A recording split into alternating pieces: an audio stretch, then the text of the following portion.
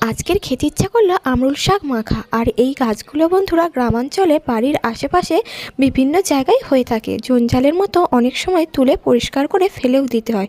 তো এই শাকগুলো খেতে কিন্তু খুব টক, তেঁতুলকেও হার মানাবে। তাই এই শাক কিছুটা তুলে নিয়েছি আর গোড়ার শিকড়গুলো কেটে ফেলে দিয়েছি, ডাঁটাগুলো সমেত নিয়ে নিয়েছি। তারপরে ভালো করেই পরিষ্কার করে জলে ধুয়ে নিয়ে কলা পাতার মধ্যে এইভাবে মুড়িয়ে নিতে হবে। তো প্রথমে একটা কলা পাতার মধ্যে মুড়িয়ে নিয়েছি, তারপর আবারও একটা কলা পাতার মধ্যে মুড়িয়ে নিলাম, নিয়ে এইভাবে ভালো করে বেঁধে নিয়েছি। আর উনুনে দেখুন বন্ধুরা ভাত রান্না হয়ে গেছে।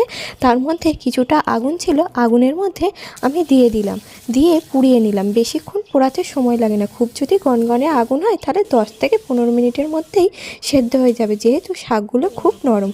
তো দেখুন বন্ধুরা আমি কলা পাতা থেকে বের করে নিয়েছি আর থালার মধ্যে নিয়ে নিলাম। তারপর নুন, সর্ষের তেল আর শুকনো লঙ্কা দিয়ে মেখে নিলাম। দারুণ খেতে, টকটক ঝাল ঝাল।